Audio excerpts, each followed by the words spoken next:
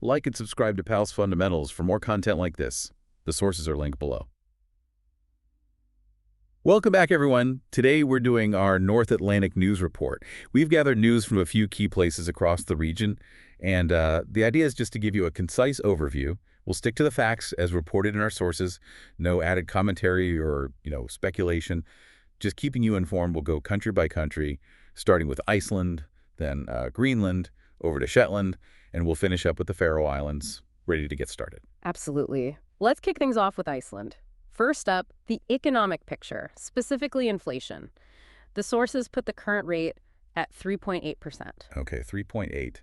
But the forecast isn't flat, is it? Yeah. Something about it maybe ticking up. That's right. The expectation is a slight rise in the coming months, maybe 3.9% in June, possibly reaching 4% by the end of the year. So what's pushing it up? Anything specific mentioned? Yeah, the usual suspects, kind of. A seasonal increase in airfares, summer travel demand.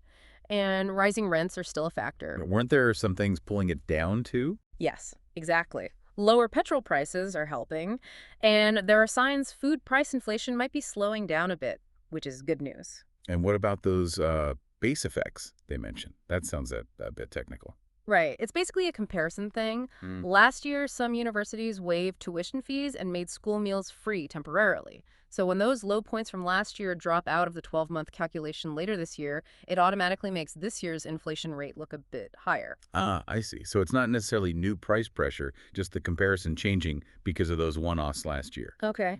And what does this, 4% forecast mean for the central bank? Rates are at 7.5% now. Yeah, and based on this forecast, the sources suggest further interest rate cuts in 2025 are pretty unlikely. They seem set to hold steady for a while. Okay, interesting economic picture there. Let's switch gears completely. Voter turnout for the Alþingi elections last November. What did the sources say? Well, the overall turnout was 80.2%, which is, almost identical to the 2021 election. 80.1% then. So pretty stable overall. But were there shifts within different groups? Yes, quite a few, actually. Turnout increased among younger voters, so 35 and under, and also among the oldest groups, 75 and older, but it actually went down for the middle-age groups, 35 to 64. Any specific age groups stand out? Yeah, the biggest jump was for 25 to 29-year-olds. Their turnout hit 73%, up from 70%. And first-time voters, 18 and 19, they also saw an increase, up 1.7 points to 72.2%. Good to see younger engagement maybe ticking up. Who had the highest turnout overall? That was the 65 to 69-year-old group, hitting just over 90%, 90.2 to be exact. Wow. Now, I saw a really stark difference based on background.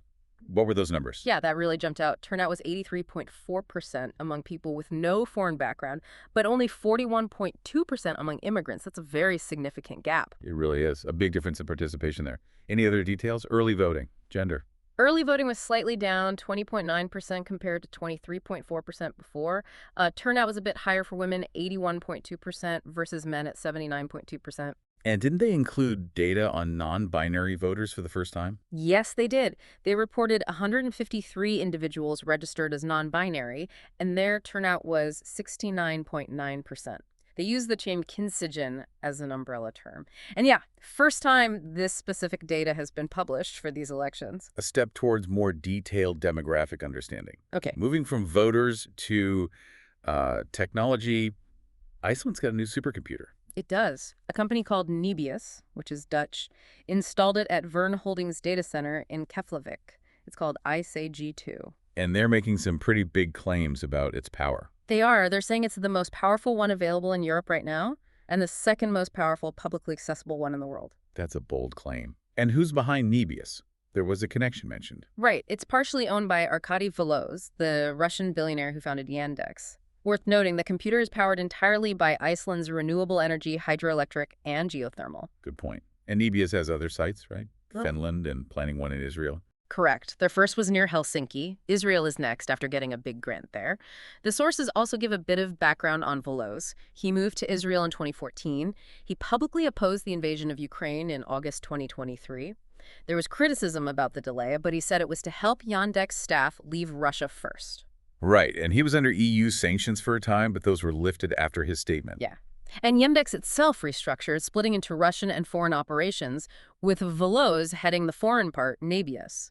There was even a brief mention of him hiring a bodyguard after a comment from Putin, with Faroes apparently saying it made him feel not so comfortable. Adds a layer to the story. Okay, finally for Iceland. Unfortunately, some tragic news from Reykjavik. Yes, sadly. 2 people, a man and his adult daughter, were found deceased in a hotel room on a Saturday morning. The circumstances were immediately seen as tragic. And an arrest was made. Yes, a woman, who is the man's wife and the daughter's mother, was arrested at the scene. She had serious injuries herself and is currently stable in hospital. Police have spoken with her. Is there an international angle here? There is. Police contacted the French embassy to help reach relatives. They also contacted French police, though apparently the French authorities haven't shown interest in traveling to Iceland yet, but it's not ruled out. And adding another layer, the family actually lived in Dublin. Oh, wow. So they were visiting. Yes, they arrived on June 7th, planning to stay a week. Their return flight was actually booked for the day they were found. It's awful. Yeah. And the police aren't commenting on how the woman was injured? No, the deputy chief superintendent declined to say if the injuries were self-inflicted or defensive, just stating it's part of the ongoing investigation. It's still early stages, but they're working to piece together what happened. A very sad situation. Indeed. Okay, let's move across to Greenland now. Their leader is involved in that realm meeting, correct? That's right. Jens Fredrik Nielsen, the Formand for Nalakersus, is on the Faroe Islands today and tomorrow for the semi-annual realm meeting. He's there with Danish PM Mette Fredriksson and Faroes PM Axel V. Johannesson. And the main topics are cooperation and security, basically. That's what the Danish PM's office stated beforehand. Nielsen himself said he looked forward to discussing key political and economic interests within the Commonwealth structure. If Fredriksson mentioned something about modernizing the Commonwealth. Yeah, she said it needs a modernization that makes sense for all 3 countries, suggesting some openness to change. There's a specific security meeting, too. Yes, on Tuesday. It's the Foreign, Security, and Defense Policy Contact Committee. Greenland's sending 2 ministers, Mut Ejed and Vivian Motzfeldt, to join the leaders and other ministers for that. Okay. And Greenland also just had a pretty high-profile visitor, right? President Macron? A very significant visit, yes. French President Macron was in Nuuk on Sunday. It's the first time a French president has visited. And the big announcement, France is opening a general consulate in Nuuk. That's a major diplomatic step. What was the tone of his visit? Very supportive. He said things like, "You are not alone, we will stand with you," and stressed EU and French solidarity with Greenland. He also made a pointed comment saying Greenland can neither be bought nor taken. Which seems clearly aimed at previous suggestions or ambitions from elsewhere? Exactly. The sources frame it in the context of recent U.S. focus on Greenland's strategic importance. How did the Danish and Greenlandic leaders react? Positively. Yeah. Fredriksson saw it as underlining European unity. Nielsen thanked Macron for the clear support in a difficult time. Macron ended with, "Long live Greenland, long live Denmark, long live our friendship, long live Europe." So, a strong signal of engagement. Definitely sounds like it. Okay, let's hop over to Shetland now. What's the news from there? Well, a couple of things. First, a Coast Guard rescue today, Monday, in Clusta. Emergency services got a call around 4:03 p.m. for a walker out on the west side with a suspected broken ankle. Okay, standard rescue operation. Seems so.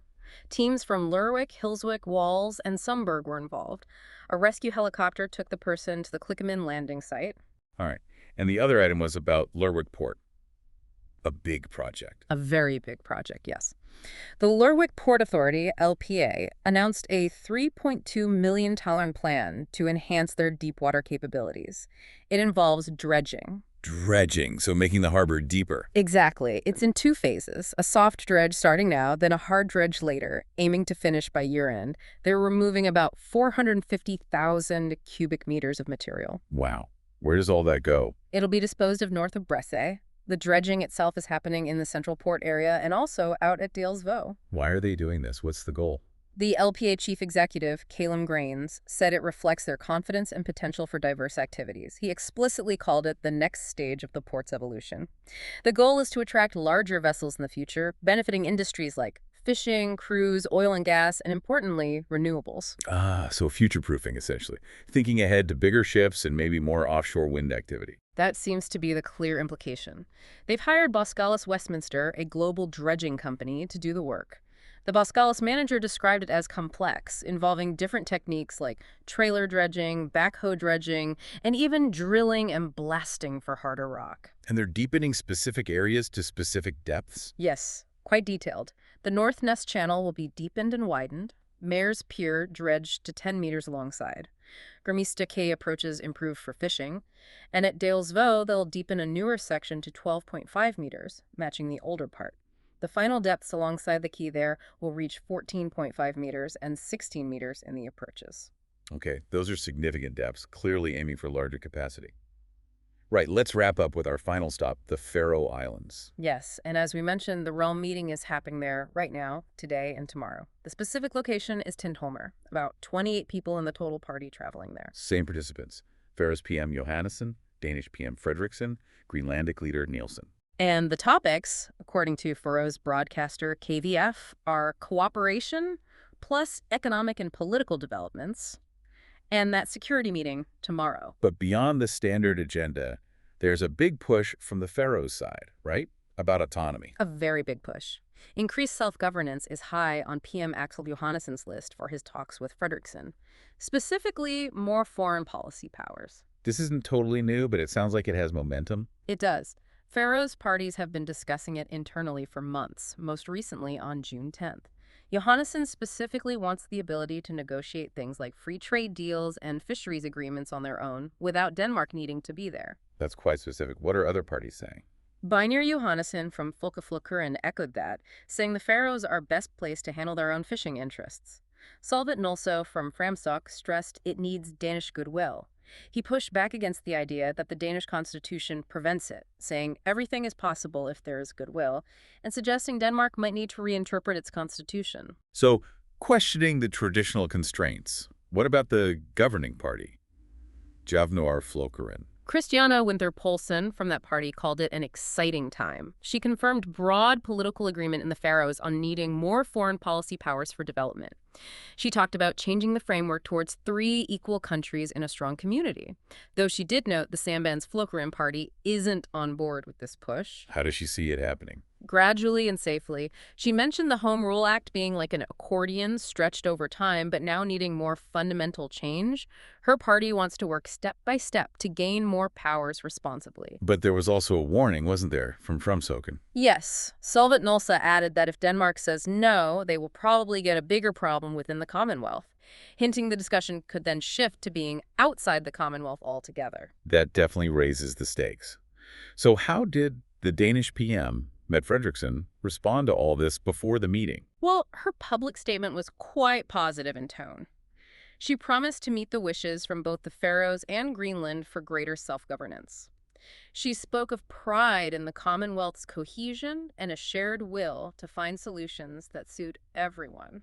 So sounding open to discussion. Yes, she said she's ready to increase cooperation and senses a common will to modernize the community. But there was a researcher quoted who added some caution.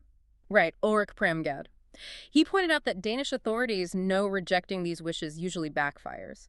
He thinks Fredriksson is willing to make concessions. But the big question he raised is whether meaningful concessions can actually be found within the current interpretation of the Danish constitution. He suggested they might have already gotten most of what's possible under the existing framework. So the political will might be there, or at least an openness, but the legal or constitutional reality might be the sticking point. That's the core tension. Exactly. It implies real progress might need that constitutional reinterpretation the Faroes parties are talking about. It's definitely the space to watch. Absolutely. Okay, one last, much lighter note from the Faroes. Culinary news. Yes, a new restaurant called Paz has received 2 Michelin stars. 2 stars? That's fantastic. Who's behind it? The head chef is Paul Andreas Ziska. He was the chef at Koks, the previous Faroes Michelin-starred restaurant that closed last year. Paz just opened in Tórshavn this spring, so getting 2 stars right away is quite an achievement. Incredible. Great news for the Faroes food scene. So that wraps up our North Atlantic news report. We've touched on Iceland's economy and politics, Greenland's diplomatic engagements, Shetland's port development, and the ongoing autonomy discussions in the Faroe Islands, plus that nice Michelin news. Just trying to bring you the key facts from the sources we had, giving you that snapshot across the region. Thinking about those autonomy discussions in the Faroes and Greenland and the Danish response alongside the constitutional questions, It does make you wonder, doesn't it? How might these kinds of evolving relationships between nations, big and small, reshape themselves? Not just there, but maybe elsewhere too. Just a thought to leave you with. Like and subscribe to Pale's Fundamentals for more content like this. The sources are linked below.